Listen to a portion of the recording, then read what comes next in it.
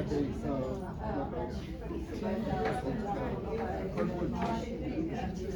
in the art of lab. Good morning, everybody.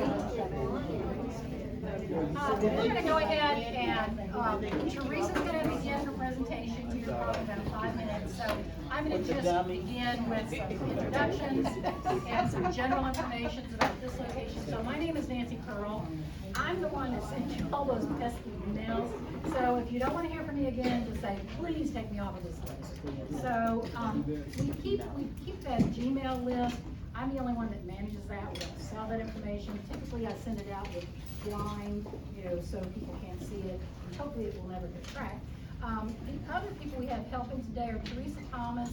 Teresa, she's at registration over there.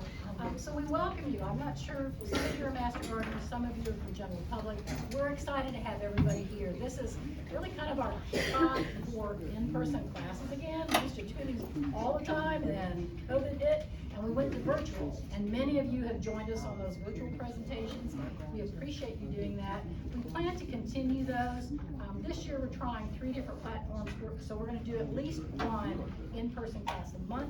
We will do at least 1 virtual per month, and then we're going to, we have over all those presentations, we have a cache of 60 video recordings. They're all unlisted on our YouTube channel, and it's not that we want to keep them secret, we want to kind of manage those a little bit. So anyone at any time can let us know, I'd like to see that again, and we'll send it out to you, and you're welcome to share those things. So that's what we're trying to do this year. You might say, well, why don't you send me the whole calendar so I can plan?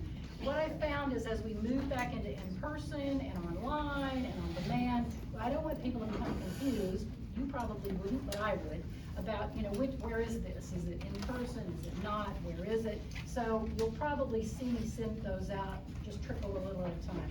Typically, I send those out. I try to, and I didn't this time. We were overwhelmed with some other stuff, because so you only got it like 3 days before the class. Usually, we try to send those out at least 2 weeks in advance. We've learned, and you may be different, but our history is that if we send that out too early, people forget. They put it on their calendar, and then they schedule something else that looks more fun. And so we usually send them out about 2 weeks in advance. The online virtual stuff, it's a little easier because that comes on and we send you reminders and stuff like that. And I try to send you a reminder about online or in-person as well. So some of you may have registered online. How many of you registered online? Okay. We're so good, we're so brave. So when we used to use FormStack. You probably don't want any of this information, but we used to use a platform called FormStack where you could go in and register, and if we had a paid class with materials, you could do it there. That became kind of antiquated, so we've gone to using our web, is shop.com, where we do our plant sales and all of that. And so this first class was an experiment. And so I was a little nervous when I sent that first email out to all of you. Is everyone going to be able to do that 4-step process? And some people it's easier than others. So that's why I allowed people to go ahead and reply back, and I went ahead and registered everybody, because there was a finite, and is a finite number of people that could register online. So when I found out we had almost 50 people pre-registered for this class, I was kind of spazzing out a little bit, but we felt that we could handle it, because we really didn't want to turn people away. We were very excited. But then I started getting more phone calls, more emails. So bottom line is we're actually going to offer this class again next Saturday. Right, Teresa? Right. So please don't sign up for it again if you've already attended. What the intent is for those that weren't unable to attend the first time, hopefully they will sign up for the next class. So I doubt that I'm going to allow you to email me back for any future classes to register, only if you really, really, really have a problem getting in. But I think we've kind of worked out the bugs on how to register online. And once you do it once, you kind of figure out, where to go. So we are all Tarrant County Master Gardeners, and what that means is we are the volunteer arm of Texas AgriLife. So does everybody know about Texas AgriLife? Some people don't. So there is a building downtown across the street from the jail, I think. Anyway, well, and then the sheriff's office is on one of the buildings. So that is our main office. And so they do things like 4-H, and they do nutrition and all kinds of, so there's a lot of agents within that location. And Brittany Myers is the agri-life horticulture agent who kind of mothered in for the master gardener. It used to be Steve Cheney, he retired. And so our purpose is to help educate the public about horticulture using, you know, best practices through A&M and hopefully experience and things like that. So that's really our purpose. We would love to have you join us if you're interested. We do classes once a year. I think, Randy, I think they mentioned they're doing interviews right now. So if you're interested, let us know. You can send me an email and I can put you in touch with Veronica and she can put you on the list and doing the challenge these days. You can get to it on our website. Oh, excellent. Okay, Yeah, so it's tcnga.org is our Master Gardener website. Right, so we used to have huge classes, like 30 to 50 people. The decision has been made, they're gonna reduce the size of those classes, and there's only gonna be like about 15 to 17 people per year. So we used to even do Mod Squad, which would come on Saturdays, so people that were working could join.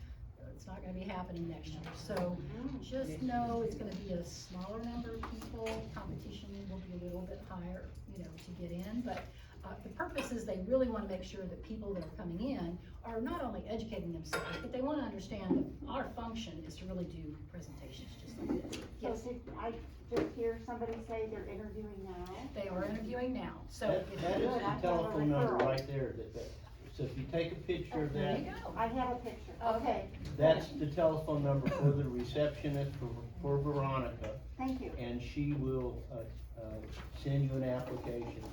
Yeah, I have a referral. Thank you. So when they start asking you questions and you really want to be a part of it, just say, yes, I understand that you're going to go ahead and give presentations. I want to be a part of that. Now, don't panic, because not everybody likes to stand up and talk. I'm a retired school principal, so I talk all the time. So not everybody likes to do that, but there are other ways that you can assist. You can come out here and help with our demo garden, and if you haven't been through our demo garden, we would hope that you will take a tour after today. It's open 7 days a week. They keep it unlocked. They keep it unlocked. And so you're welcome to come out. So it's still kind of coming off of winter, so when we get more into spring and things are coming, we would hope that you will come back out here, bring all your kids out, you know, and see what's growing. We're here Tuesday mornings, and pretty much every Tuesday morning, and then every third Saturday officially. Right, so even if you're not a master gardener and you would like to come and kind of work with the master gardeners out here in this garden, let Randy know, raise your hand out there, ask him to put you on his email list, and you can find out for sure what Saturdays they're gonna be here. And there's all sections, there's an orchard out there, there's raised beds. 20 different gardens. Yeah, there's you know, all sorts of things out there that you may be interested. Maybe you just want to go and dig in the dirt. And we love to have kids come and do that, so bring your kids. All right, so this is our building, 1801. This is our education building. So there is one bathroom in this building at the back, but there is another bathroom outside. Now, it's not an outhouse. You just have to go through. And that green building, go into that building, and there is an indoor bathroom in there. So, yes. You mentioned being able to give, you know, talks and things like that. Why didn't you mention some of the many other projects other than the gardens? I'm gonna send you to the website so I don't take a lot of time, but we've got like over 20 some projects. So like at the Hewlin Garden, there's quite a few school gardens that we go to, Union Gospel Mission we go to. So there, the Botanic Garden, there's master gardeners all over the place out there. So there are a lot of projects where we are out and about. So that is passive education, you know, where people are coming to view the garden, we may have it labeled, they're looking to see what plants are there, what will work in their yard, up in this location. So there's lots of opportunities for you to participate in those kinds of things. So, I'm gonna stop talking about that, and I'm gonna introduce Teresa Day Fickle, because I know y'all are ready to go. So, Teresa Day Fickle is Tarrant County Master Gardener. She enjoys gardening and volunteering her time as a Tarrant County Master Gardener. She's completed the advanced training in vegetables propagation and greenhouse management. She's one of those overachievers. She loves teaching people how to grow, harvest, and preserve food at the Harvesting Hope Community Garden in Arlington. So if you're familiar with that garden, you want to go there. And she managed the greenhouse there. So she's always ready to lend a hand at the Tarrant Area Food Bank, Kindred Spirits Kitchen Garden, and has co-developed and teaches the food preservation classes, a series of classes at the TAFB Demonstration Kitchen. Now those classes have been suspended since COVID. Do they anticipate when they're going to start back up? No, they don't. Okay, but anyway, she does that. And so sometimes she has even come here to teach food, preparation classes as well. So we may try to sneak those in the schedule this year as well. So she recently completed the seed-saving teacher training at the Rocky Mountain Seed Alliance and will soon be spreading the word about why, how, and where, who, what, and where, to collect and save seeds. So please help me welcome Teresa to Carroll. Okay, I talk loud, can y'all hear me? Yeah. Okay, let's see, do I need this? And is it working? Yes. Okay, I'll turn it on anyway, if it's too loud, it's fine. Okay, so, glad y'all was here today. I'm gonna wander around. First of all, I'd like to know how many of you are veteran vegetable growers? Okay, so about half of you, so that means about half of you aren't, so that's good. How many of you are new to our area? Anybody? Okay, great, because this is what you need this. Because we're gonna talk about not only what to grow, but when to grow it, which is confusing for a lot of people. What else was I was gonna ask another question, but that's okay, we'll go on. Okay, so, I'm glad you guys took time out of your day to be with us. So this is not meant to be an in-depth presentation of, exactly how to grow every kind of vegetable. This is an overview of questions like, what do I plant, when do I plant it, and how much should I plant? But first, we partner with Tarrant Regional Water District, and we have a little presentation to show you. The Tarrant County Master Gardener Association has partnered with the Tarrant Regional Water District to encourage water conservation. TRWD maintains 4 area lakes and pipelines needed to provide surface water to local water treatment plants so they can clean that water and meet drinking standards for our communities. They also work with many cities in Tarrant County, such as Fort Worth, Arlington, Mansfield, and many others to provide water conservation programs to the community. Conservation is an important water supply strategy to help meet the needs of our growing population. There are currently 2.3 million people living in Tarrant County, and this is expected to double over the next 50 years. At SaveTarrantWater.com, you can sign up for free weekly watering advice custom to your location. If you're a resident of Tarrant County, you can sign up for a free sprinklers checkup where a licensed irrigator comes to your home, provides a comprehensive evaluation of your system, with recommendations to reduce water waste. There's also an event calendar where you can find information about future classes and workshops. So be sure and check out SaveTarrantWater.com to sign up for their free services. So, the first thing that you should ask when you're growing a vegetable garden is, what do plants need to thrive? So the first thing, you need to have some good soil, whether it's in the ground or in pots like this. And so good soil, you guys, I have my notes so I don't forget to tell you what I need to tell you, okay? So good soil is a whole nother class.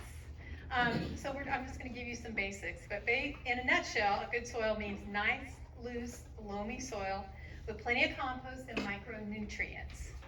I would highly suggest that you get your soil tested. And so I think you guys saw that we have some soil test bags and the forms that you need to fill out to send those in if you want to do that.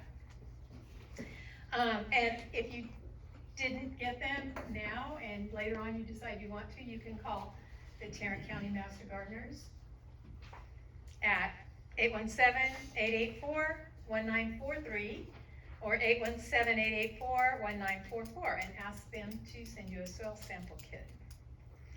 The next thing you need is 6 to 8 hours of sun. So, hey, does this look familiar?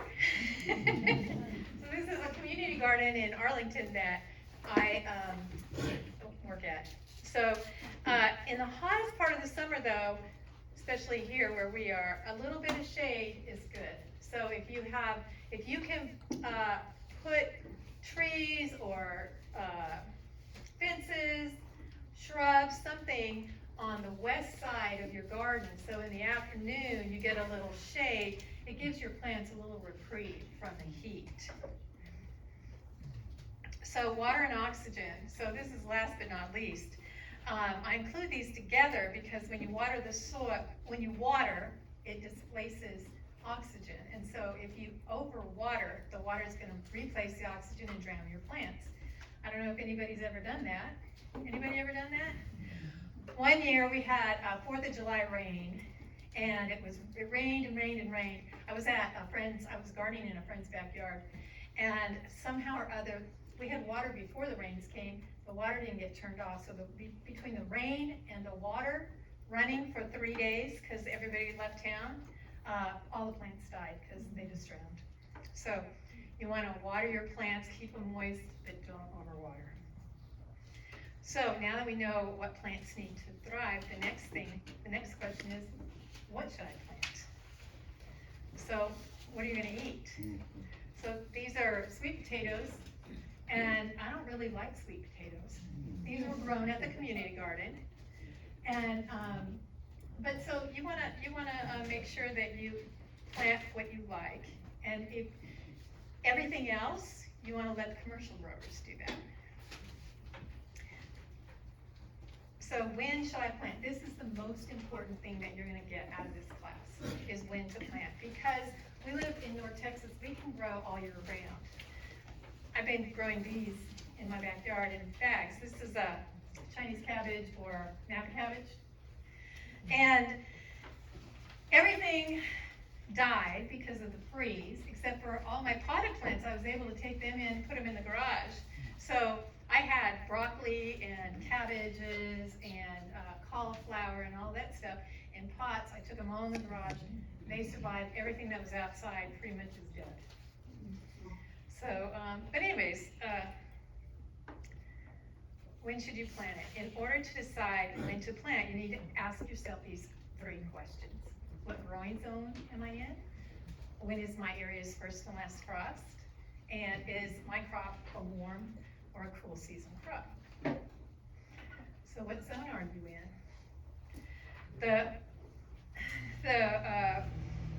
Why is it important to even know this? Well, knowing your zone is key to choosing plants that are most likely to thrive in your area.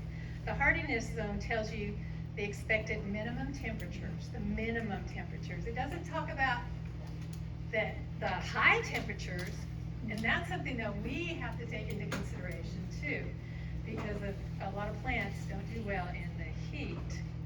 So these zones are more important for perennial plants than they are for annual plants, but it is helpful to know what these zones are, because there are some annual plants that can go into a season that is where we freeze. For example, these can stay outside past below freezing. But it's important to know. And in your own garden, you might have some microclimates, so that impact how your plants grow. So this is the hardiness zone map that A&M gives us, and it's divided into 5 zones. In DFW, we're in zone 3.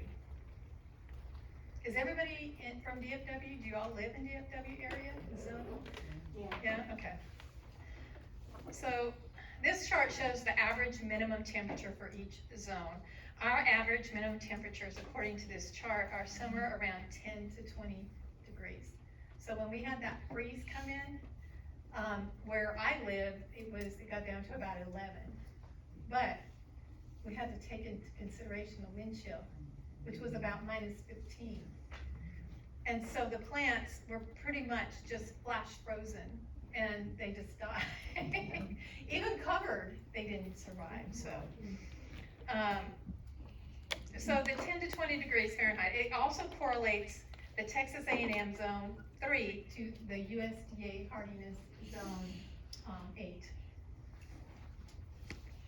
So the USDA plant hardiness map is created and updated every few years. Did you want to take questions now, or should I wait? No, you guys, that's what I meant to say. You guys can ask questions whenever. On the covering, you mentioned the covering, because we bought a 4 mil plastic and we've used other things, and the this last freeze, we still had some damage to broccoli and, Brussels sprouts. Right. I mean, they were doing okay. Is there anything you recommend that would be better than a 4 mil plastic? So, I don't use plastic. I use, frost cover. But, and see, so even with plastic, it's still, they still didn't do well, right? Right. So what I would do is, did you just do one layer? What we did, we have PVC pipe and it raises it up probably about 3 feet. Okay. And we have one layer. Okay, so did y'all hear the question? The question is, we used 4 mil plastic to cover our plants and they still didn't do very well. Some of them did okay, but they didn't do well. What would you suggest? Yes, Bubble wrap? you can use bubble wrap. Okay, and he also said that they had hoops, right, that were like 3 feet high. Okay, so I have 3 beds at the community garden. And one bed, I put low hoops down. The other 2, I had the high hoops. The ones with the low hoops survived. So you need a lower hoop. You need it as close to the soil to trap as much heat that's in that soil as possible. And for me, I also doubled up on that one. So the one that I doubled up and I had low hoops on, it did great. They did great. I didn't lose anything in there. So take that. Okay, thank you for that. Did you get any condensation inside? Cause I'm using frost cloth, so I don't get condensation. Okay, all right, so that's probably. And condensation wouldn't, I mean, I guess it'd just freeze. Right, well, that's what I was getting, cause it was freezing the leaves, so that's where you get the So damage. right, so if you're gonna use plastic, you don't want the plastic to touch the leaves because it's just gonna transfer the cold to the leaves. Right. I guess we need smaller plants or bigger beds, one of the two, cause these things are flourishing. Right. And the outer leaves are touching, so. Right. Okay, thank you for that. Okay, so the USDA, they update their map every several years or so, I don't know how often, but, and they divide North America into 11 different, zones. So the lower the number, the colder the zone. Each zone represents 10 degrees of temperature difference, and each zone is divided into an A and B section. So these represent, the A and B sections each represent 5 degrees of temperature difference. So for example, zone 8A, which is where we are, represents minimum temperatures between 10 and 15 degrees. So most plants have a minimum temperature that they can withstand. Almost all of our warm season annuals can't abide a freeze at all. So anything that you're gonna plant, for starting that you plant after March, it's not gonna be able to take a freeze. So if you plant something like tomatoes, for example, on March 15th, which is approximately when our last average freeze date is, you're gonna have to protect it because you're probably gonna get a light frost after that. So if you don't protect them, they're gonna freeze and die. So also like basil, for example, when it dips into the low 40s, basil is not happy and it'll die. So you just have to know your plants. And then, so like I said, some plants can also take some light freezes and some plants can take heavy freezes. So you know what plants really did well for me this last freeze was, what? Kale? No, kale didn't do as well. Collards, they are tough. They are like, a survival food for sure. And spinach will take anything. Spinach will take so much cold. It just thrives in the cold. So another thing I want to talk about too is a lot of plants are heat sensitive. So we're in zone 8A. Well, if you go to, I think Portland, it might be A or B, something around there. They're in Portland, Oregon, right? They're in zone 8A or 8B. Well, they don't get hot like we do.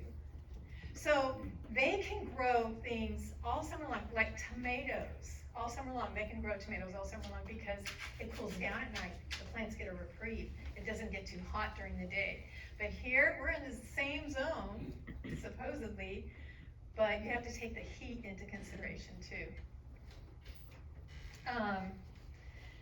Let's see. Oh, there's also some plants that are light sensitive also. So the number one that I'm thinking of is onions. So if you plant onions here that are meant to grow up north, you're gonna end up with green onions and not bulbing onions. Uh-huh. So, sorry to backtrack, sorry. That's So many okay. questions. Going back just a little bit to the freeze and preservation on that, have you ever used or heard of cold frame? Yeah, a cold frame, so he asked if I've ever used a cold frame. A cold frame, I haven't used one, but basically a cold frame is used to start seedlings for the most part. So you would start them like now outdoors. So like if you don't have lights and a setup to grow indoors, you could use a cold frame to start your seedlings outdoors. So a cold frame is basically a box with glass on top. It's a mini greenhouse basically. And if you have it in a sunny spot, you can pretty much start your seeds out there now. Okay. Uh-huh. If there's the same zone on that side of the country as ours, Uh-huh. How do you know which onions would be the right ones if they're both zone 8? Okay. So onions are not by zone. They're, you have short day, intermediate day, and long day onions. Because they bulb up depending on the length of the day. Okay. Okay, so for example, so here, let me read my notes too. So bulbing is initiated when the daylight length reaches the number of hours critical for that variety. And if your onion bulbs up at 16 hours, the way some northern onions do, which are long day onions, and the longest day we have is 14 hours, 21 minutes and 26 seconds. That's at the summer solstice.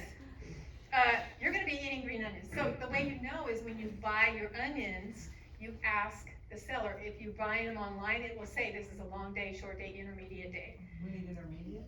We need short or intermediate. Okay, thank you. There are some now that say day neutral. There are, have you tried them? Not yet. Yes, try them. I mean, I wouldn't like bet my life on them because, you know, but buy a bundle and see how they do. So when is our average last and first frost, and when is it safe to plant? So, according to the National Weather Service, the average date of our first freeze is November 22nd. The average date of our last freeze is March 12th. So, you just need to understand that it could freeze earlier, it could freeze later. It could, so in these charts, you can see that the actual earliest and latest first and last freezes ever recorded. The earliest ever recorded first freeze was on October 22nd, 1898. Okay, so we've never had a freeze before October 22nd, recorded history. The earliest in contemporary times was October 31st in 2019. So if you're one of those who never start your garden, never plant your garden before Easter, because that's what Grandma and Grandpa did, take a look at this chart, because the latest last freeze ever recorded was on April 13th. A lot of times Easter is past that. April 13th is like way past our average last freeze. Our average last freeze is, what did I say, May 15th or something like that.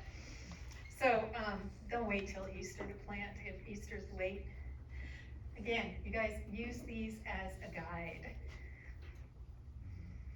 Okay, so here's another way to find something. Just go to the Farmer's Almanac, type in your zip code, and they'll give you the same, well, the dates are a little different than the USDA dates, but you're gonna get something, like it's all an approximation, it's all an average. So, how do you know if your crop is a warm season or a cool season crop? Do you look at the seed packet? You can look at the seed packet. Do you ask your neighbor? Do you look at what's in the grocery store right now? No, because you've got stuff from all over the world in the grocery store. So the easiest way to know is to use a planting guide. There's planting guides all over the internet. but I've done work for you and I found the best ones. So, here are the URLs for the Texas A&M planting guides. Texas A&M has a spring and a fall planting guide for vegetable crops. You can take a picture of it. That's the easiest way.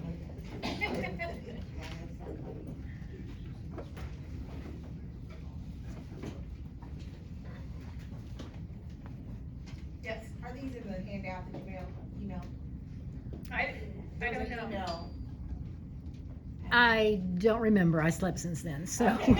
What we may do, can we send them your PowerPoint? I don't care. To look, okay, so we'll do as a follow-up and I'll send you a copy for PowerPoint.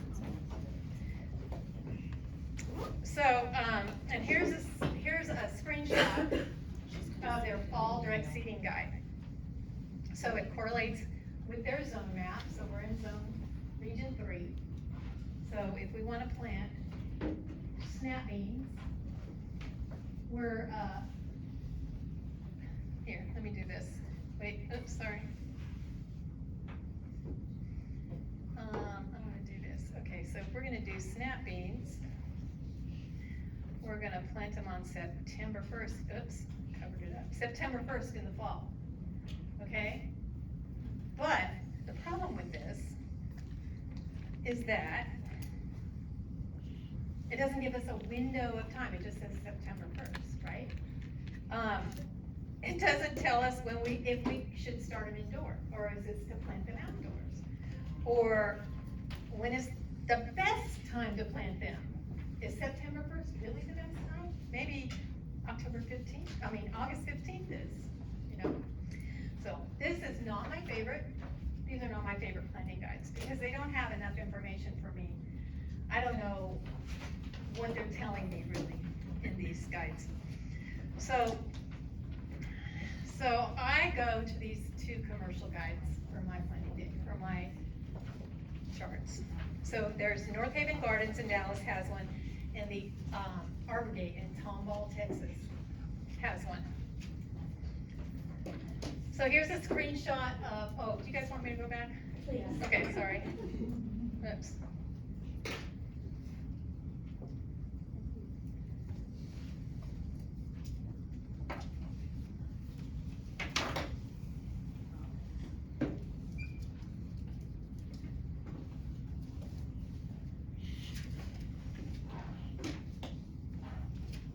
Okay, so here's a screenshot of theirs. So as you can see, this one, it shows us when to plant indoors, outdoors, what period of time to do so. For example, at any time in January, you can plant onion sets and slips and leeks outside. Start your broccoli seed inside. And all these other, so spinach, you can start it by seed inside or outside. So I really like that, and it gives you a period of time, not a set date. So they have this for spring and for fall. This is my favorite one. I love this one. This is the Arbor Gates. The cool thing about this is, let's see if I can do this.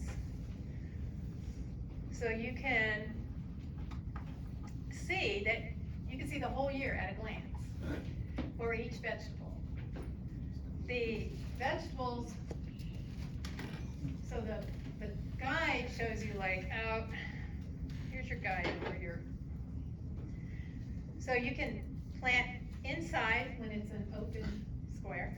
You can plant outside when it's a dark square, and the best time is the diamond. Okay, so see, you can see all these, all for the whole year. So I want to talk about like the broccoli. So see, broccoli, we plant in the fall and in the spring. So here, we could have started back in December. Planting indoors is the best time in December here, and it's also divided by the month in half, right? So the end of December, the beginning of January are the best times to plant indoors. And so you have a line for seed and a line for transplant. And so you've seeded it, and now the best time to transplant them outdoors here. And then over here, you also have for the fall, for your fall planting. You can see it all at a glance. So it also gives you a family group. The family group tells you what family your plants are in, because generally speaking, you don't want to plant plants that are in the same family in the same place every year. You want to rotate them into different places. If you have a small garden, it's unlikely you're going to do that because it's small and you don't have enough space. But that's something good to know if you have a large enough garden to do that. Or if you have, For that planting indoors, we don't really have a place, window of optimum sunlight, in the wintertime. So would it, the cold frame could substitute that? Put them outside, that it would be like indoors, cause we have a, north area, that gets quite a bit of sun along the fence line, constant sun, even in the winter. okay. So he's asking, I don't have an indoor setup to grow my seeds, my seedlings. So can I set up a cold frame and do that outdoors? Yes, you can. Before I had an indoor setup, what I did was I would start my seeds indoors because they need to be warm. Most of them. The spinach and some of the the cooler weather crops, they like a cooler soil, but your spring and summer crops, they like a warmer soil. But the seeds like to be a little bit warm. And so, yes, you can use a cold frame, but what I used to do before I had my setup was I would start my trays and I'd get them up and going. You have to watch them because some of them grow in like 2 days. Some grow in 3 days, some take 2 weeks. You never know. Keep an eye on them. And then put them outside, even if you don't have a cold frame, on a nice day, as long as it's sunny and it's not like freezing, you can put those plants out, and what's gonna happen is they're gonna get hardened off to the weather and they'll be healthier. So just make sure and bring them in if it's gonna be really cold. Now, this says it's for Montgomery County. Their weather is quite a bit different than our weather here. Right, this says zone 8A and 8B. Yeah, but still, Montgomery County is closer. It's closer to Houston, right. Closer to the Gulf. Right.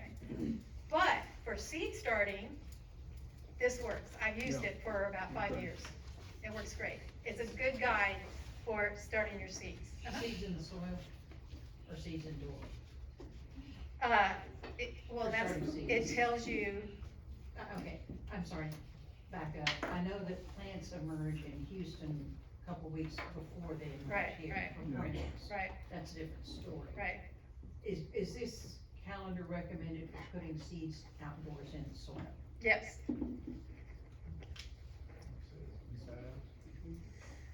So for starting plants, this is perfect. I mean, it doesn't really matter what zone you're in for starting them. It matters once they're going, like if you're, I'm sorry, not what zone, but what area you're in. Because once you get going, then yeah, you have environmental differences that are gonna affect the plants as they mature. But to get them going, this is great. He's talking about the cold frame. Can I just use like clear tubs? I'm sorry, Can say I it. use clear tubs? Yes. So her question, can I just use clear tubs instead of a cold frame? Yes, because I've done that too. Okay. The problem I have had when I've done that outdoors is I get snails and slugs, so you'll probably need to put something down to keep them away. Diatomaceous or. Yeah. Mm-hmm. That's mine. I use Sluggo, but it's organic and it works. So, yeah, beer, is that what you were talking about? Diatomaceous beer? No, we're not wasting beer. You're saying diatomaceous is our same old. Okay, all right, well. Not on this side of the road. We don't waste it. Okay, any more questions on this before I move on? Okay. So, what can I plant right now? Or in the fall or spring. So this is a quick guide of things you can grow and when is the best time to plant them. What I'm gonna show you is not everything that you can grow, but it's a good representation of the most popular veggies that you can grow throughout the year. So first I wanna start talking about our growing season. So a lot of people, I'm sure you've heard, oh, we have 2 growing seasons in Texas. I think we have 4 growing seasons. So this is my take on our growing season. So I say we have early spring and / summer, late summer, early winter, late winter, early spring. So for early spring and early summer, I mark this season as being the time starting after the average last frost, so around March 15th, into about late June. And here are some of the most popular things to plant at this time of year. So these are things that you're gonna start seeds for starting now. Some of these things you're gonna start your seeds for now. So zucchini. Zucchini can be attacked by lots of bugs and diseases and stuff, but if you get it in early enough, like sometimes even before March 15th and then protect it, you can get some zucchini here. Beans, they like warm days and cooler evenings, so this is the best time to grow beans after March 15th, after your average last frost. You might have to protect them. Well, we're probably the unusual one, but we planted zucchinis, pumpkin flowers, and no zucchinis. It's a pollination issue. You might have to hand pollinate. Find the male flowers and hand pollinate. I tried all of that. You did, it didn't work? I hand pollinate my lemon tree inside the creek inside the house in January, and you get lemons and all that. I Yeah. took the Tuesday out there and did all that. Nothing. Maybe it was the variety you planted. Or did he choose the wrong gender? You can't do that. Well, they have male and females. That's what I'm saying, if he chose, Well, if you Why took the people don't female know- and pollinated the male? Is that what you're saying?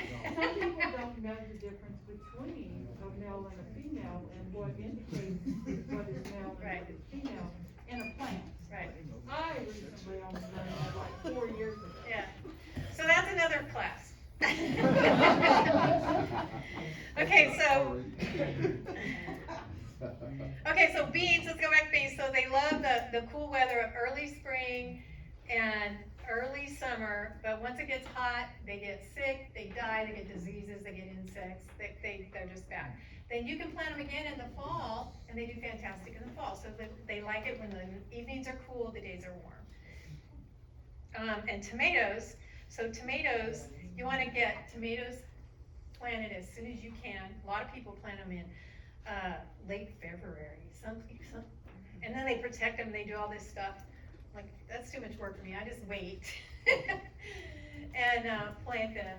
But the problem with tomatoes is that when it gets hot, their pollen gets all gummy and they won't pollinate, so you won't get tomato, you won't get fruit.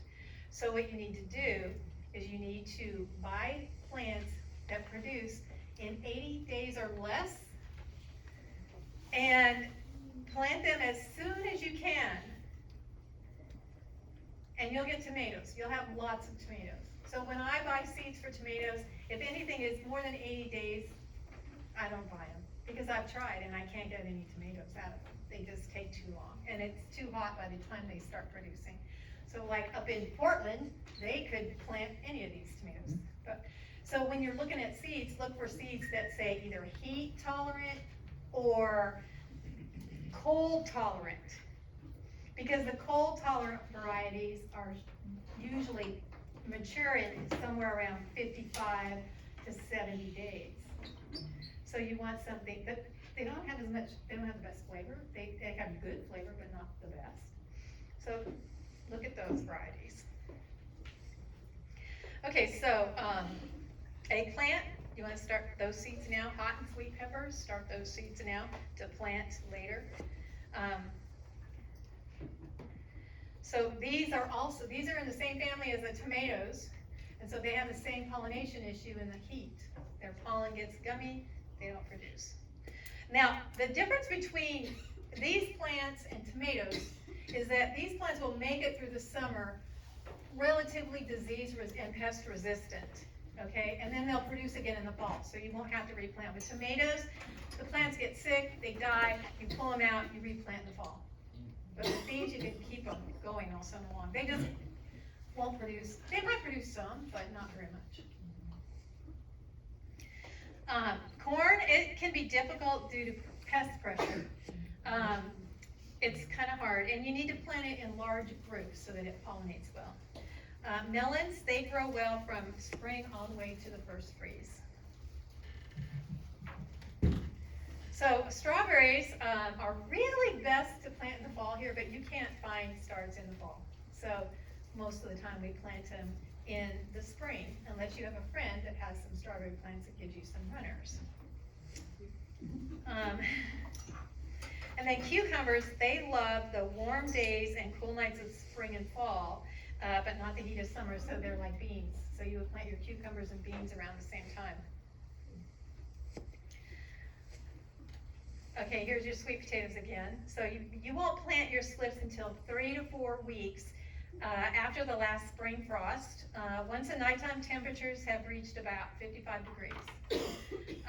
The trick is to plant them early enough so that they mature, but not so early they get killed by a late spring frost.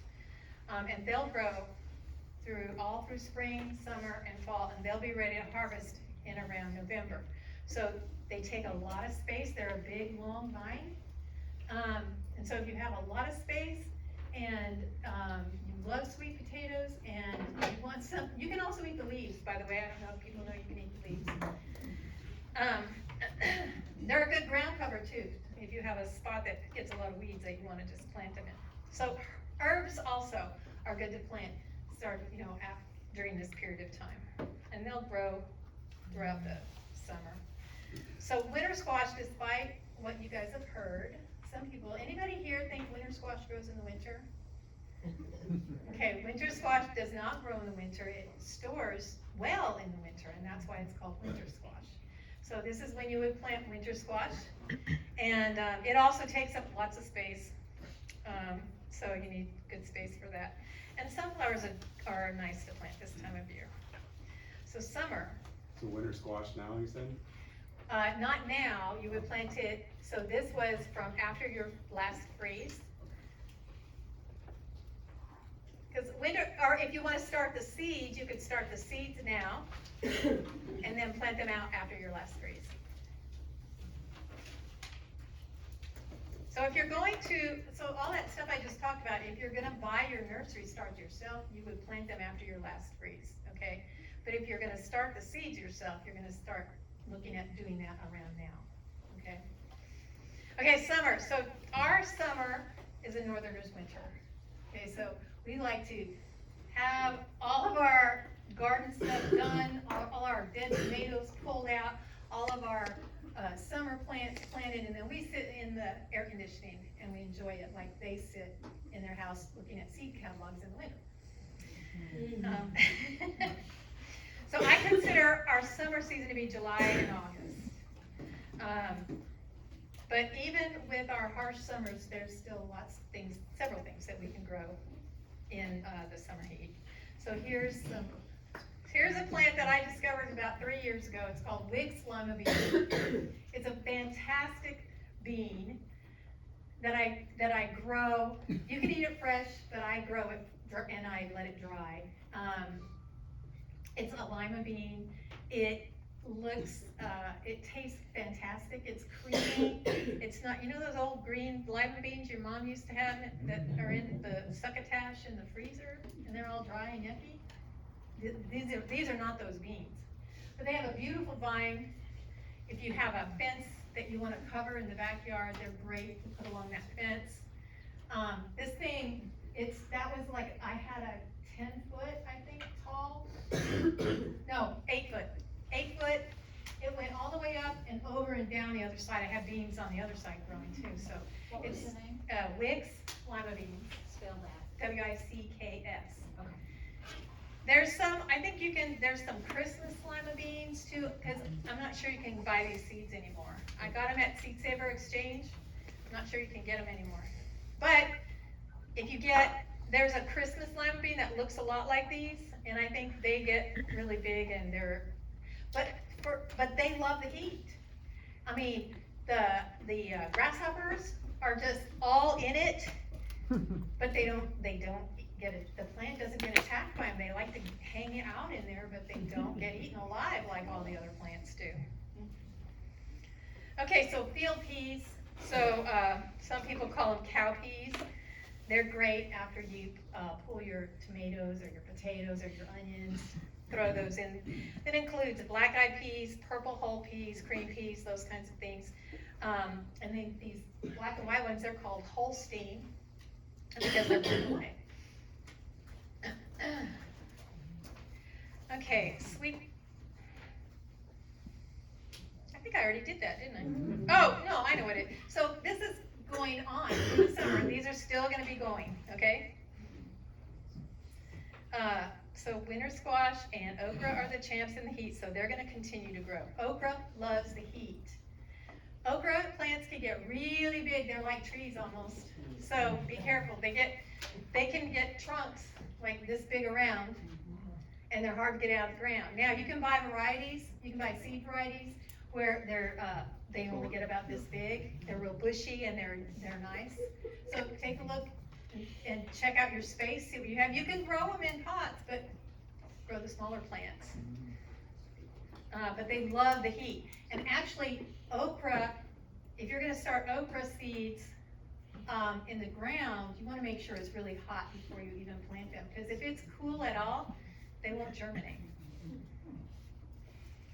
Okay, so late summer and early winter. I consider this period of time to be from mid-August to early January. So we're in that space right now. We're at the end of that space right now. So late summer, early winter is optimal time to grow the following veggies because at this time of year, there's very little pest pressure. So also many of the plants that you grow in the late spring, early summer can be replanted during this time. So we have lettuce. This is, leaf lettuce is better than head lettuce. Cabbages and spinach. So this spinach here went through Snowmageddon in 2021. And it survived. I got like 2 harvests. Usually I get 3 or 4 harvests off my spinach. It got like 2, so it was compromised a little bit. But I let it go to seed and I saved the seed and I've been growing the seeds from that lettuce and I'm gonna just keep growing it. So the thing about growing at this time of year with these kinds of plants is that when you grow them, if you start them from seed now and grow them through the spring, you're gonna have a lot of pest pressure. If you start them in July, the seeds in July, and plant them and grow them through this period of time to now, you're not. See this plant? Do you see any bug bites? And there's no bug bites. But if this was, say, May, there would be insect bites all over this thing. So the fall through the early winter is the best time to plant your cool weather crops. So dill and celery in pots. Collards, cabbage, and kale. Cucumbers, chard, and cabbage. Just a quick question back on a couple slides back. Okay. You don't have to go back, but That's that okay. PVC that you had in the pot, was that for deep root watering? Was it a red pot? Yes. Yeah, it's a wicking pot. It's a wicking pot. So I'll show you, we'll finish and then we'll go back in. Okay. Okay? Ma'am, Yes. I wanna know, how deep do you have to grow some of this stuff? Is it like a tree, you know, how they say, if a tree is this tall on top of the earth, is that tall, or the roots run that deep Right. in the earth? Is Right. it the same for this stuff? No. So the question is, how much soil do I need? How deep do I need my beds to be or my pots? Are you gonna be growing in pots or? I am a baby gardener and I have an idea, so I'll ask you, we'll put a pin in that and I'll ask you when it's over, yeah. Okay, so I would say a minimum of 12 inches.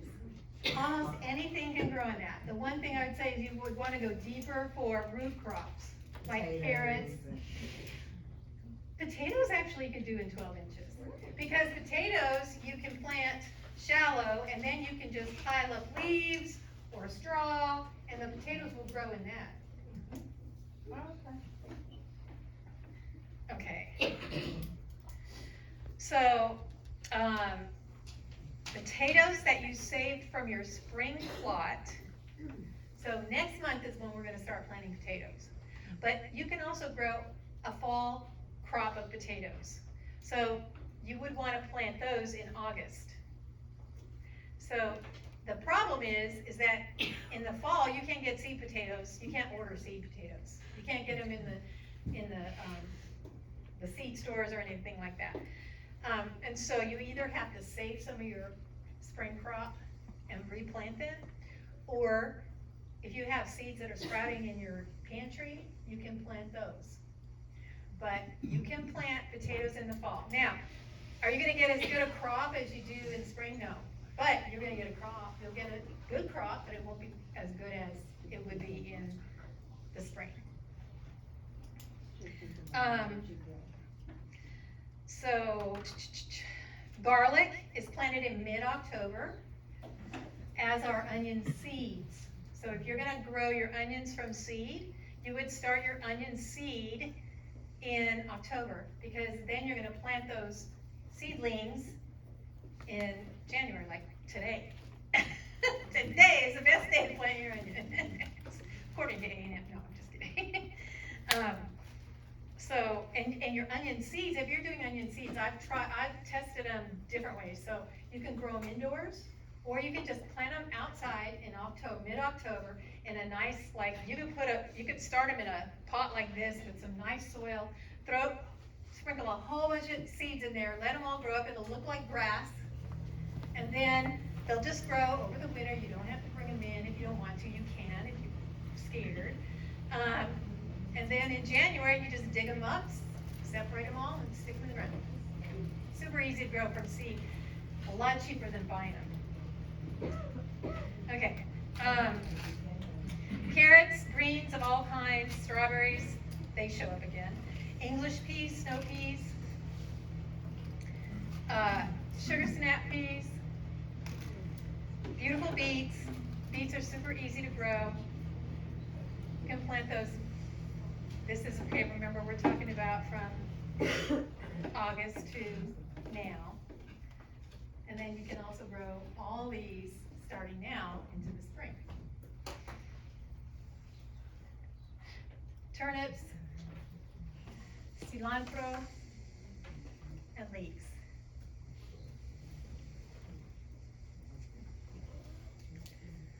So here's some more cabbage. This one's a Chinese cabbage.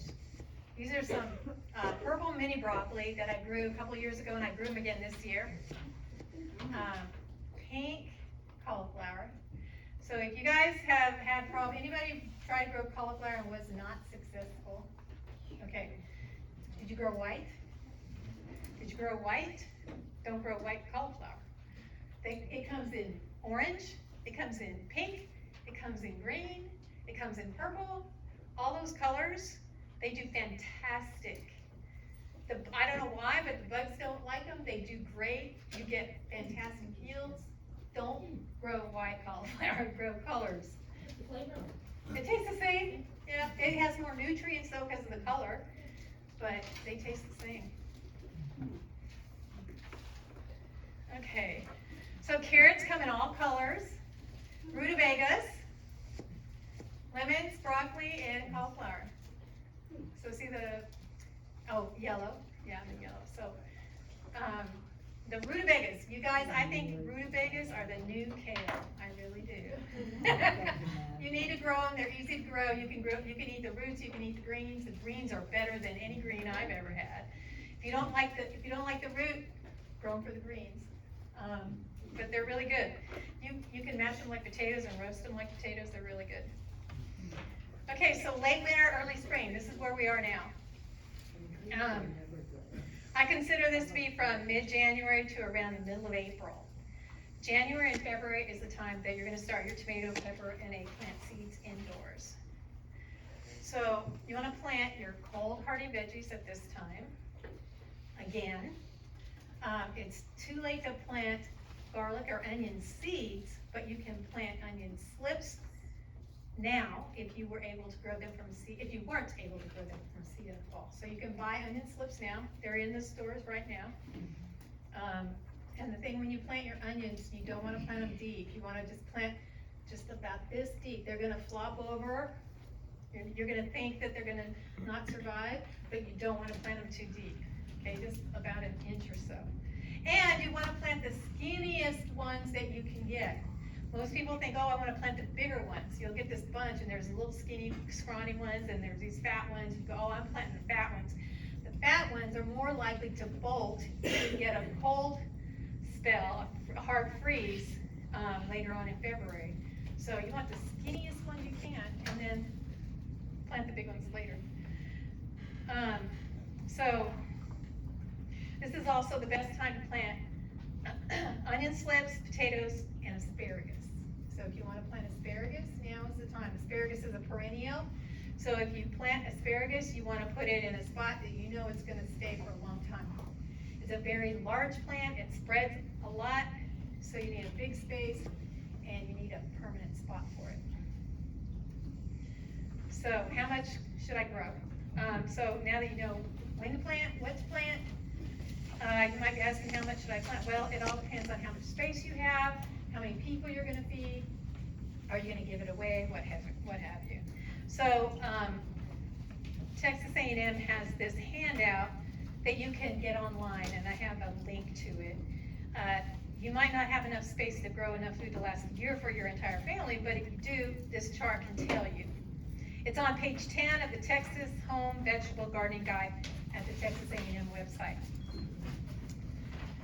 So here's some resources.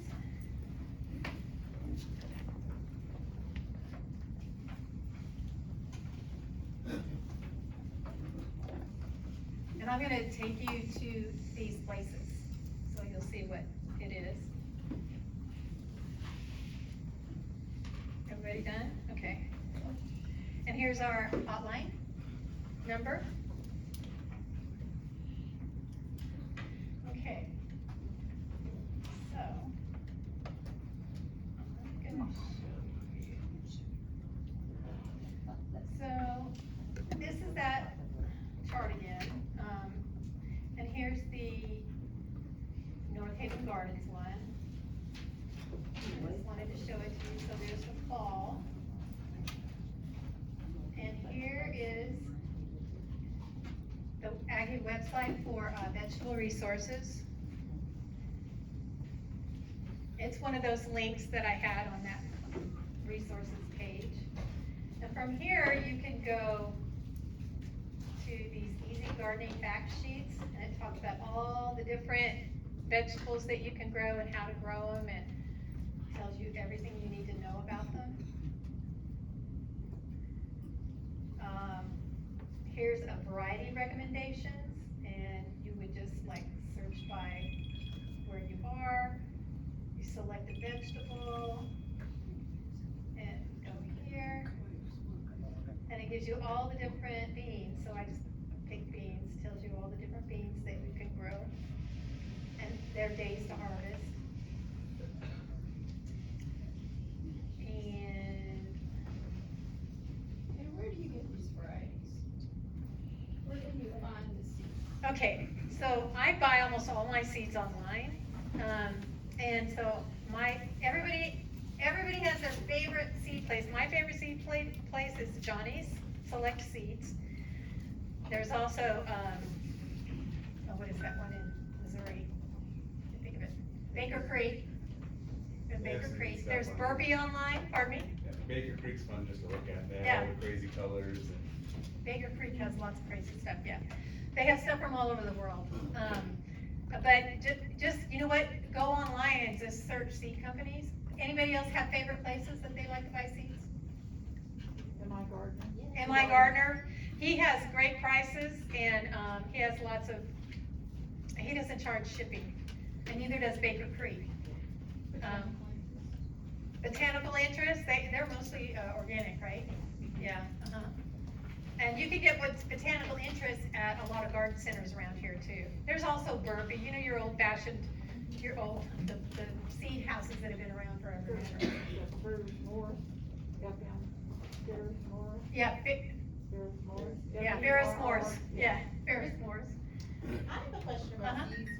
I have some that someone gave me last year. Yeah. We moved into our house like June. I Right. couldn't do anything. Okay. I was too exhausted. And so I said I would start now Yeah. in January. Now is the time. I still have those seeds. Yeah. And some of them have an expiration date of December of 2022. Uh-huh. Should I just plant them? Okay. And hope for the best? So, did y'all hear the question? Okay, are my seeds still good? I don't know. Well, How do you test them? yeah, you can, that's what I was saying, you Oh, can okay. test them, you can test them, but the reason why that has a date on it of the end of, 2022 is because the FDA requires that. Seeds will generally last many years if you, store them properly. Storing them properly means in conditions where it's cool, something under 80 degrees, and if they have not gotten wet, they stay dry, That should be cool. good. I put them Right. in a tub and I put them, they're in the laundry room, but the exhaust always comes on, there's no Right. moisture in there. I put them in a tub and I put them down low. Right. So they should be fine. So you can go online and you can Google, how long are my seeds good for? And there's charts on there, so like onion seeds, you buy them and they're not good for very long. Okay. You wanna plant them that year that you buy them, so don't wanna overbuy, your onion seeds. But tomato seeds, if I have a variety I like, I'll buy a whole bunch, cause I know they can last up to 10 years, they can last longer than that, but they last a long time, so. They should be fine. Right, and the main thing you wanna do when you're storing your seeds is you wanna make, it's mainly a fluctuation, you don't want temperature fluctuations. So if you have an 80-degree spot that you store them in, that's fine, just make sure it stays around that temperature, because it's the fluctuation that's gonna mess them up. And freezing them is not really the best idea either, because freezing them can, make their little embryo explode, so could kill them. Okay. Did anybody else have any questions about that? Okay, so then here is that chart. Oh, this is that handout that has that chart of how much to grow for your family. On page 10 of this is where that chart is. So there's that chart. Okay, and then the other thing a lot of people ask me, I'm surprised nobody asked me about fertilizer. So I use organic fertilizer, and my favorite is this. That's my favorite. It's a slow release fertilizer, so I only have to put it down one time during the season. It's organic, it doesn't say organic, but it is. And, I get it at the tree place, it's just like right over here, huh? I don't know if they have it or not, they might, you can go on their website and find out where it's sold. Well, we have sort of a private fertilizer. Yeah, We raise chickens and I compost it, and after 6 months it's good, and I put it on the raised planters. I said, Yeah. it works really yeah, good. yeah. So you wanna use as much compost as you can, so he's composting his chicken waste, so you wanna use a lot of compost, you wanna use some good fertilizer. This is what I like, because I use it in both my pots, because I hate having to remember to fertilize my pots, because if you plant some stuff in pots, you have to feed them. They're not gonna get anything from the soil, you have to feed your pots. I put it in there one time, done, one and done. So where do you buy soil? Because, container soil or? Right. You buy them from one of these? So you wanna buy potting soil, well, so for a pot or for Pots. raised beds? Raised beds and pots. Well, For me. raised beds have a different soil than pots. So is there a good place locally to buy that? So, what was the name of the place that you Also Creek. were, Fossil Creek? It's not too far from here, she's down. Silver Creek, that's. Silver Creek. There's also Greens in Arlington. Greens, They have great bags. okay. And so for potting soil, you want to buy a bag that says potting soil or potting mix. You don't want garden soil, cause that's too heavy. And trying to think. You want something that has more peat or core in it as opposed to, sand or anything like that? So there's nowhere where you can just go get a truck bed full of soil? Yeah, all those places that we were just talking about. Silver Creek. Living Earth. Living Earth. I got a whole, I got like 6 or 8 deliberative. Right. And there is a place, if you live like around South Lake or so, there's a place called Site One. They have it also. What is it called? Site One, SITE, one. Uh-huh. Yeah, I looked at, like, for instance, Silver Creek, and they have so many different soils. You have to call them and ask them. Oh, okay, that's easy. So, but you bring up a good question. So she says they have all these different soils when you go to these bulk places. Okay, talk to them, tell them what you want to do with it, and they'll get you the right thing. But a lot of times it doesn't have enough compost in it, so you might want to buy some extra compost and mix it yourself. Add extra compost. The other thing is there's no nutrients in that soil. You have to add nutrients. The first year or two is not going to be a great garden. You have to add nutrients. Mainly nitrogen. I would say mainly nitrogen. So is compost, I do composting, so the nitrogen I put into the compost, is that enough nitrogen to carry it? If I use that additional soil, is that enough? Wait, I'm sorry. So I do composting. Yeah. Adding greens and Yeah. some nitrogen. Yeah. So if I use that compost in our garden, raised garden Yeah. beds, is that enough nitrogen? I don't know. That's where your soil test comes in. Yeah, but nitrogen is used up very rapidly. In the compost, in the In the composting garden. process. Oh, yeah, in In the the garden. garden. The other two stay for a Stick long around for time. longer. Okay. Teresa, Uh-huh. are you talking about the microlife to get you nutrients? Or what else? Wait, what? When you talk about to add the nutrients, is that when the microlife? or Yeah, something oh, you mean to the soil that you buy in bulk? Yeah, you can use this, you can use something, this is really expensive, and so I wouldn't do it if I was using like a whole bunch of raised beds. I would use some, mainly, nitrogen, and then add some of your other micronutrients to that soil. But mainly it's nitrogen that those soils need to start out with. And then you can start adding your compost and stuff to enrich the soil better. Azomite, would you have that? Azomite would be good. What are some good resources for potting soil and transplants in the Mansfield area? In Mansfield, I don't know. I live in Arlington, so, you know, the thing is I grow all mine, so I don't really go to the nurseries. Anybody in Mansfield know a good place to get potting soil and, transplants? In the summer, there's, Rico's and Lino's. Yeah, Rico's. Rocky place, what's that called? There's a feed store in Mansfield. Yeah. There's a feed store in Mansfield. Yeah, if you go to the feed stores. That's Eagles. Yeah, no, Rocky, that's in it's in the name. Steagles. Steagles is really good for plants. What was that? Steagles, it's close to here. And then I know, this is gonna sound weird, but Walmart has Pro Mix. Yes, I love. Walmart has Pro Mix, and that's a great potting soil. That is my favorite. Uh-huh. That's my favorite potting soil for plants. Okay, did we wanna show that other? Any more questions on this? Okay. Transplants locally, in the Locally. area, Oh. where do you go? I Other than grow. Lowe's?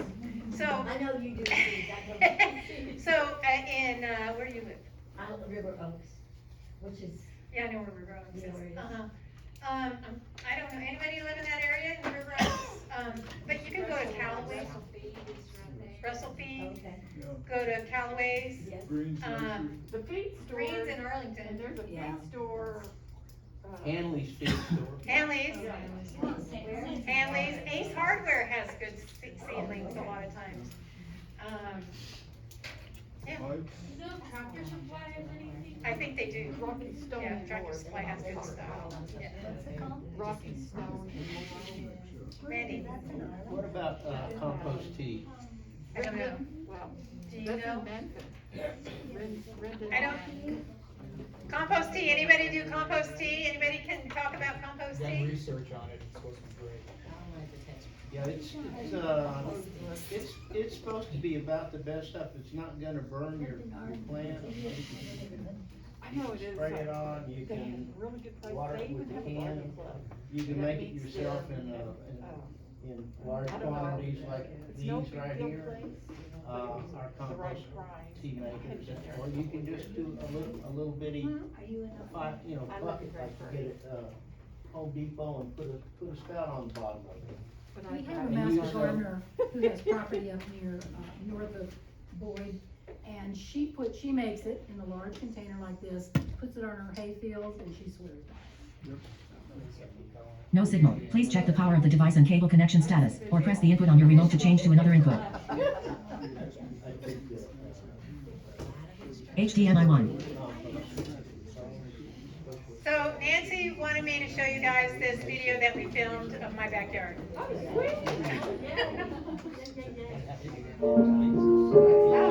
Welcome to my edible walking towards my backyard, which is where I have all my animals this year. That would make it a joke. You can peek through and see the pots with lots of different things growing. Walking into the backyard, I have some pots, wicking pots, that I made out of some old mineral tubs that I got from a rancher. And the first thing you'll see are some beans, and these are dried beans done growing in order to store over the winter. This is some Mexican marigold, and a pot with some rosemary. The rosemary just barely made it through our sub-freezing temperatures this winter. I'm so excited that it made it. I didn't think it would. Behind the beans, I have some peppers that I'm growing in one of the wicking tubs. These peppers are called Chiltoma Grande de Ometepe. They're a very sweet pepper, and I've been saving the seeds for about 4 years now. I got the seeds from Baker Creek Seeds, and after that first year, I went to go buy some more seeds, and luckily I had saved some seeds because they don't sell them anymore. Today is May 10th, so we're kind of in the transitional period from our winter plants to our summer plants. And so down here you'll see some kohlrabi and carrots, and these carrots are going to seed, and I'm planning on saving these carrot seeds. The flowers on them are really pretty. I am enjoying them a lot. I also have some golden beets growing. I'm not sure how they're going to do, but we'll see. Behind the carrots, I've got a big tub of tomatoes and some eggplant. Those eggplant are going to get really big and beautiful. And then next to them, I have some salvia. That's just gorgeous. It's just starting to bloom. And it's hanging. You can see down the walkway there's some cantaloupe growing amongst the shrubbery, and some hanging pots with beans. There's another tomato plant, a beautiful rose bush.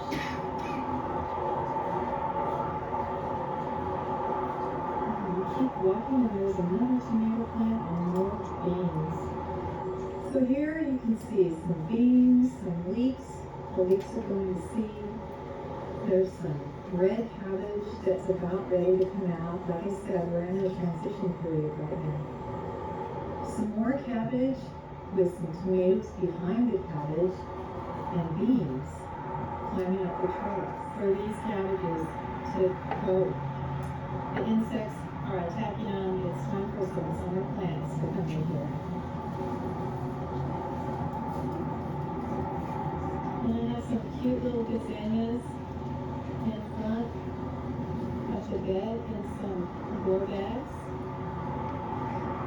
Move over, you can see more tomatoes, and I have a big tree in a pot, and it has figs on it. Can you see the figs?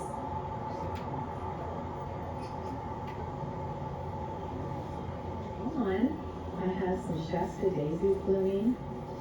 They're so pretty. And next to those, the salvia has come back next to some carrots in a bag. And then lots and lots of tomatoes. In and amongst the chives and ferns. So everything doesn't look beautiful. I like to save seeds from the plants that I have, and so this is cilantro that's not a seed. And it's in a pot on the patio, and I'm just waiting for it to dry out so I can save the seeds and use that pot for another plant. Over here in these pots on the patio, you can see some tomatoes, some parsley going to seed that I'm going to save, and then in my tower planter, I've had lettuce in there over the winter, and I'm letting it go to seed so that I can save those seeds to use next year. I have more lettuce going to seed over here. I have a citrus tree here. Potatoes. Hey, here we have some oregano and lilies in a pot. And some amaryllis back here that were given to me by friends, along with some more lettuce going to seed, some more cilantro going to seed, and here is a can of nard. There's some peppers and some in some large boxes.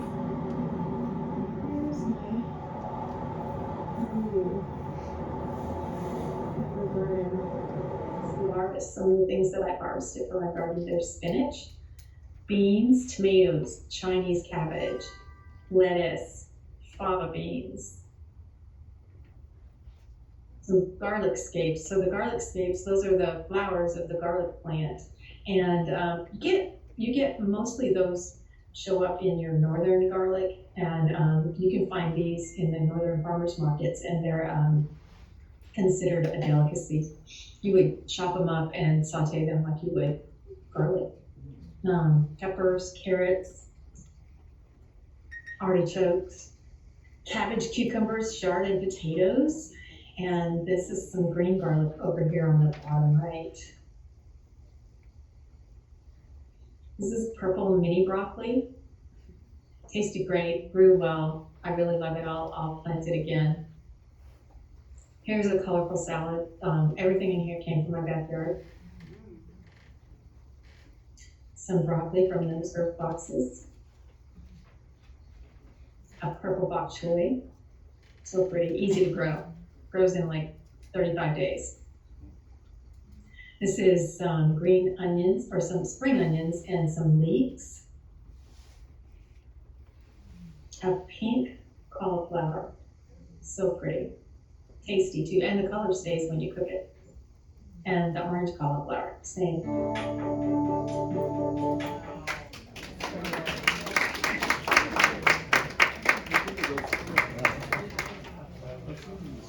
you have any more questions?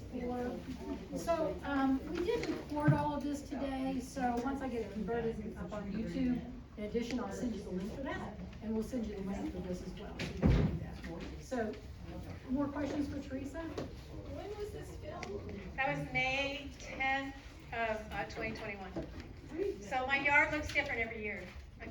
What is the white there? The white. The purpose of the white, like on the soil, is that? Oh, it's just a plastic mulch is all it is. It's to keep the moisture in.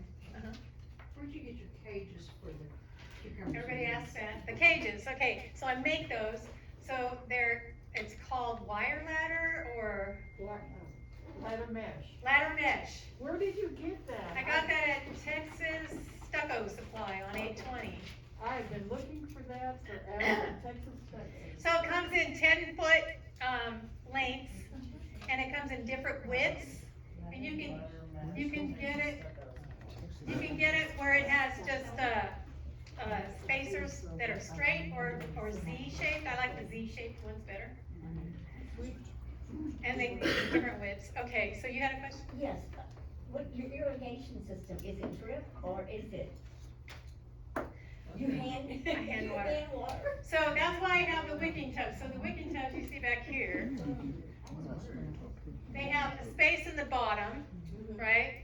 With, so that water and air can get in there. So there's a hole, one hole on the outside, and the hole is 1 inch below the soil. So there's an air pocket there so the roots can have air and water. Remember, we don't want to drown our roots, right? And so I water through this tube, okay? And then instead of watering from the top, the roots get water from the bottom. It works fantastic. And so in the summer, the reason I hand water is because I have a cat that chews on plastic. And if I put plastic tubing out there for drip, she'll chew it up and it doesn't. So she's really old. She's about ready to kick the bucket. So when she's gone, I'm gonna do drip. But for now I hand water, and then that's why I started with these wicking tubs, because I can go 2 or 3 days without watering these, but with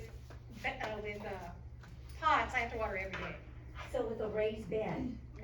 With a raised bed, you don't have to water every day. What type of, irrigation system? I do have drip out there, but it's buried, yeah. Okay. How big are they? I think they're like 24 inches in diameter. You get them, if you know any ranchers or anybody that grows, has cattle, they'll have them. That's a lot like Leon's. That is Leon's. Yeah, we're using it and it works. Yes. So, if you go to YouTube and go to Gardening with Leon, he will tell you how to do these. He has several different ways to do them. There's lots of different ways. There's expensive ways, there's cheap ways.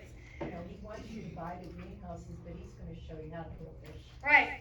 So he sells greenhouses in Oklahoma, and he does this. That's where I got that idea from, and it works great. Have you done it? Yes. And the earth boxes, I've got earth boxes I bought 20 years ago and still are, I love them. My earth boxes, if there's an earth box, it's the same concept. They've been around for a long time. Mine are like 25 years old. Yeah. They last forever. I think I was married and I've been divorced for 30 Yeah. years.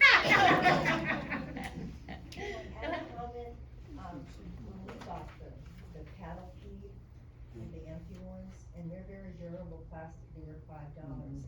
But since my daughter works for Martin House, they are now saving their malt in a, what do you call it? A big funnel type thing that you come and load up the spent malt, and it acts like, rice hulls to lighten up the soil, plus it's nutritious. So Martin Brewery and Company in Fort Worth is selling that spent malt, the garden. Oh.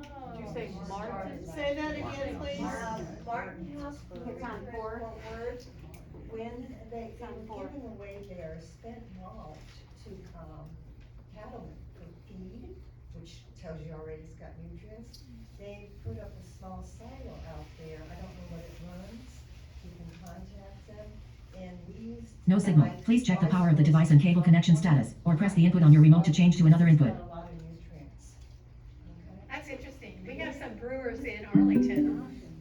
Never thought about that. Also, in Arlington, we also have a company that grows mushrooms, and they have, I think you can go over there and ask them for their discards too. In Arlington? Yeah. You'd have to look it up. I don't remember their name. So before y'all get away, we would really like you to fill out those evaluation forms, and then either leave them on the table, or you can turn them in on the desk on the way out. Also, we have, like she had mentioned at the beginning, we partner with TRWD, Trent Regional Water District. They're all about water conservation. especially with the growth in the Metroplex and Fort Worth area. So we do have some rain gauges back there, you're welcome to take one of those. We do have some seed packets, we'd ask that you just limit yourself to one. They're not gonna be any of the fancy variety that she's talked about, but if you just want some to take home, maybe kids or grandkids, or yourself, you're welcome to take one of those. So, anything else, Teresa? Okay, so we'll be sending you a follow-up email, don't look for it today, but within the next couple of days, hopefully by Monday, I'll have all of this pulled together. Okay? Any other additional questions for Teresa? We are so delighted that you all took the time to come and join us today. We hope that you've learned a lot. Teresa, you know, is a phenomenal gardener, is a really great presenter as well. So thank you all for attending and have a great day. We want to encourage you to go over and walk through the Tarrant County Master Gardener's demo garden as well. So take a look. Some of you were talking about soil depth. We have adaptive beds over there for handicapped people. So you can look, there are some that are raised, like you can pull a wheelchair up under those. So you can look and see what the depth of that is. Yeah, so take a look at that. So thank you all. Have a great day.